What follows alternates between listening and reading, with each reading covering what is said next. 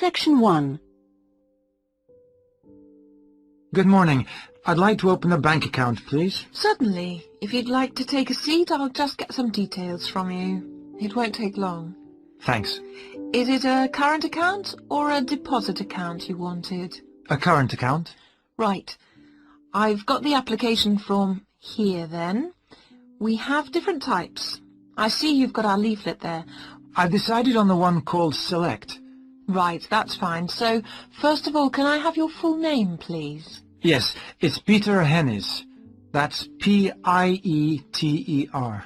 Is it H-E-N-N-E-S? Only one N, actually. It's a less common spelling of the name. Oh, right. Okay. And what's your date of birth, please? The 27th of the 1st, 1973. Right. And will this be a joint account? No, just myself. Okay, fine. And where are you living, Mr. Hennies? 15 Riverside. Is that all one word? Yes. Exeter? Yes. How long have you been at your present address? Is it more than 2 years? Just 2 weeks, actually. I only arrived in the country a month ago. I'm from Holland. Oh, that's fine. But we normally ask for a previous address in that case. Oh, yes. Well, it's Rielsdorf 2. That's R-I-E-L-S-D-O-R-F 2, Utrecht. Holland. Okay, thank you. Do you have a daytime telephone number? Yes, I think the number at my office is 606-295. Just a minute, I'd better check. Oh, no, sorry, 616. I'm not used to it yet. Would you like my home number, too? Yes, please. It's 796431. Are they both local numbers? Yes. Right, and your occupation? Well, I'm in Britain as a project manager, but that's not my main job. I'm an engineer by profession. I see. I think I'll put that then. It's shorter. Now, we usually ask for a piece of information which we can use to check your identity for security reasons. You know, if you phone us. Like, my wife's first name? Mother's might be better. It's less likely to be known. Okay, hers is Siti. Siti? Yes, S-I-T-I. It's Indonesian. Fine. And how much would you like to open your account with? We usually ask for a minimum sum of £50. That's about 75 euros. Well, I'm going to transfer 2,000 euros from my Dutch account, just till I get paid. In fact, I wanted to ask you about that. What's the best way to do it? It depends which bank you're with. It's the Fransen Bank in Utrecht. Okay, fine. I'll check that in a minute. If we have links with them, we can do a direct transfer, but it's not a big problem either way. Let's see. How often would you like to receive statements? I haven't really thought. What's the usual thing? It's up to you. Some people like them weekly. Oh, no, that's too often. Can I have them sent once a month? Yes, that's fine. Is there anything else? I was thinking of registering for your internet service at some stage. Oh, yes. Would you like me to send you information about that? Please, yes. And would you like to receive information about the bank's other services? Insurance, loans, anything like that? I don't think so, thanks. That's okay then. And one last thing. If you agree... Section 2. Welcome, everybody, to the lovely house and gardens of Rosewood, once the home of the famous writer Sebastian George. He bought the house in 1902, although he had first seen it 2 years earlier. At that time, the owners let it out to a tenant, because George was too slow making up his mind to buy it. When it came back on the market, there was no hesitation, and he bought it immediately, for £9,300. Even though the house had no bathroom, no running water upstairs, and no electricity. When he came here, he'd been married for 10 years. During that time, he'd become one of the most famous writers in the English-speaking world. His professional success was enormous, but his personal life wasn't as successful. He was no longer on speaking terms with his brother and had been devastated by the death at the age of 7 of his elder daughter, Josephine. Moving to Rosewood allowed the family to start a new life. George regarded Rosewood as a pure example of a traditional country house of this part of England and did some of his most successful writing here. The house and its grounds became the family haven and their escape to privacy and quiet. The walls and the mullioned windows were built of the local sandstone. The tiles on the roofs and the bricks of the chimney stack were baked from local clay, and the wooden structures inside came from oak trees which grow around here. Now, please look at the map I've given you of the house and gardens. We're here at the information centre. Follow the path marked with the arrow, and the first area you come to is the orchard on your left. As you go further down the path, there's the kitchen garden on the right, and as you go round the first sharp corner, you will find to your left an area where different types of pear tree have been planted, as well as some lovely flowers. And this is known as Pear Alley, designed by George himself. Next to this is the greenhouse, where some exotic plants and fruits are grown. Follow the path round the second corner, and on your right you will see the entrance to the mulberry garden with its 500-year-old tree. Past the mulberry garden, follow the path until you reach the front of the house. I suggest you spend a good hour wandering around this lovely building. A guide takes visitor groups round every 2 hours. If you would like to purchase any of George's books or other souvenirs, then leave the house by the side entrance, where you will find our shop, which is situated between the house and the garage, which contains the magnificent old Rolls-Royce car, which used to belong to George. I expect by this time you may also be in need of a rest and some refreshment. Most visitors are, so why don't you visit the tea room on the far side of the garage? If you have time, there is a lovely walk down towards the River Dudwell. For me, this is the best part of the estate. This isn't on the map, but it is all clearly signposted. You cross the field, which spreads along the banks of the river. In spring, this area is well worth a visit. Spend a minute or two watching the water pass by underneath as you cross the footbridge, and then continue along the river walk through the woodland. On a hot summer's day, the trees along this path provide welcome shade. Eventually, you come to the watermill, which used to provide the electricity for the house, only about 4 hours every evening in George's time. And finally, for those of you who would like to see stunning views of the surrounding countryside and who are a little bit more energetic, when you return from the mill, take the first turning on your left and climb up to the viewpoint. You won't regret it. Enjoy your visit. Section 3.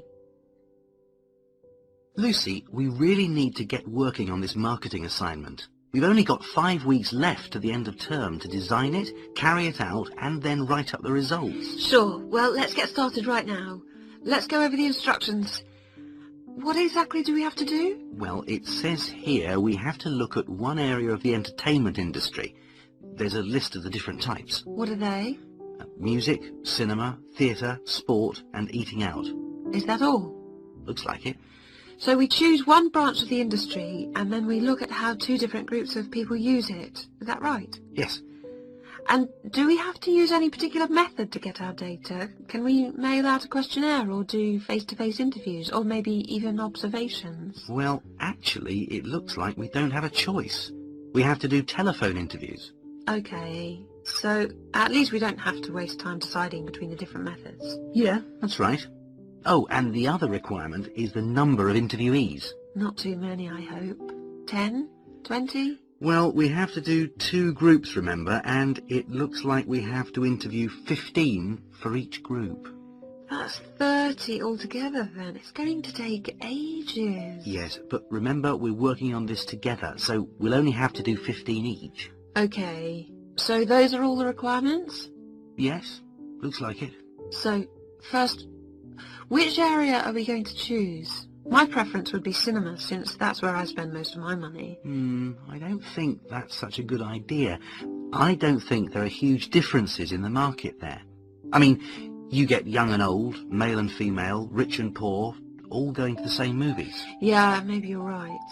Let's make it music then. Right. So, what two groups will we compare and contrast? Male and female? No. Most of my female friends like the same music as me. Different age groups will be much more likely to show up differences, I think. Yeah, I suppose you're right again. I'll take some notes, shall I? So, age groups. Well, what do you think? Maybe 25 or under for one group and 45 or over for the other group? That should show up differences. Right. Okay, next. How about the kind of music they like? Let's give them some choices and then we can just tick boxes. Okay, let's have pop, jazz, folk, easy listening. What else? Well, we should include classical. Some people like it, you know. Okay, and then we should have how they listen to music. The medium. Right, let's include radio, CD, and then I guess there's TV. What about concerts? You know, in pubs and halls. Oh yeah, we should include live music, of course. Okay, we're on a roll now. Next point could be about where they actually get their music. You mean, like, do they buy it in music shops or department stores? Yes, or download it from the internet. Right, that could be for recorded music. Then we need another section for live music. Where do they go for that? Okay, let's say disco, pub, club, concert hall. Or opera house? And I guess we should include karaoke bars. Not many of them in this city. Okay, we'll leave that out then. So, what's left to do? That's it. Well, now we can make a timescale for doing it. Section 4. Good morning, everyone. Last week we were looking at the hunter-gatherers in Ireland, across the Irish Sea from England. Today we're going to move on to the period between 4,000 and 6,000 years ago, known as the Neolithic period, which is when a total farming economy was introduced in Ireland. Now, there are several hypotheses about the origins of the first Neolithic settlers in Ireland, but most of these contain problems. For instance, there are considerable archaeological difficulties about the theory that they came from England. The evidence doesn't really add up. But there are even greater practical problems about the theory that they came directly from continental Europe. For one thing, it's not clear just how sufficient numbers of men and women could have been transported to Ireland to establish a viable population. As you know, the hunter-gatherer economy which existed beforehand was based on small, scattered groups. The farming economy would almost certainly have required much larger communities to do all the work needed to plant and tend sufficient crops to sustain them through the year. The early farmers kept various animals, including cattle and sheep. There's also evidence of pigs, but it is possible that these could have been descended from the native wild species. Now, we know from modern farming that if the level of breeding stock falls below about 300 females, the future of the species locally is at risk. So we must assume that from the beginnings of Neolithic farming, the number of breeding sheep would have considerably exceeded 300, and the national cattle herd must have been of a similar size. The question is how these were brought to the area and where they came from. It's usually suggested that the Neolithic settlers used skin-covered boats to transport livestock, but this method would have severely restricted the range of the colonizing fleets. The sheer volume of animal transport necessary means it's unlikely that this livestock could have been brought from anywhere further than England. What about crops? Well, two main cereal crops were introduced to Ireland during this time, wheat and barley, both in several varieties. The main evidence for their presence consists of impressions on pottery, where a cereal grain accidentally became embedded in the surface of a pot before it was fired. The grain itself was destroyed by the firing, but it left an impression on the pot which could be studied and identified by botanists.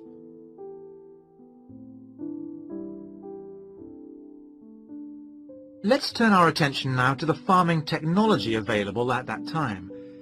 Before the cereal crops could be planted, it would have been necessary to clear the forest and to break the ground by ploughing. The stone blade of a plough has been discovered during excavation in County Mayo in Western Ireland. The body of the plough would have been of wood and could have been drawn by people, but it's also likely that cattle were used. Now, the cultivation of crops and the husbandry of livestock brought about changes in people's lifestyle, such as the type of shelters they made. For one thing, instead of moving from place to place, they needed permanent dwellings. The stone axes used to chop down trees to make these dwellings were far superior to any that the Stone Age hunter-gatherers used. To make the axes, sources of suitable stone had to be found and systematically exploited. These so-called axe factories were really quarries rather than factories, as the manufacture of the axes wasn't regularly performed on the quarry site. However, after the axe had been chipped into shape, they needed water and sand for grinding and polishing, so a high mountainside wouldn't have been an appropriate place for this. So this final stage of the manufacture must have been carried out close to water, and sure enough, there's ample evidence of this at coastal sites. Now, it's clear that these Neolithic axes were transported all over Ireland, as well as to Scotland and the south of England. It's not really surprising that axes from axe factories in England have also been found in Ireland. At the very least, this indicates that there was a link between the two islands during that period. One of the most useful innovations of the colonizers was pottery making, which was quite unknown to Irish hunter-gatherers. The pottery was probably made by shaping clay into a ball with the hand, and then hollowing it until the walls were the right thickness. After firing, the outside was often polished. This would have helped the pots to retain water, as they weren't glazed. Now, we know that the clay used usually came from local sources, which suggests that manufacture was on a fairly small scale, even though thousands of fragments are usually found at Neolithic sites. In the course of time, decoration began to appear. At first, this looked like a series of stitches and was just around the tops of the pots. This could have been an imitation of earlier vessels, which were made of leather sewn onto wood. Then, eventually, pots with decoration all over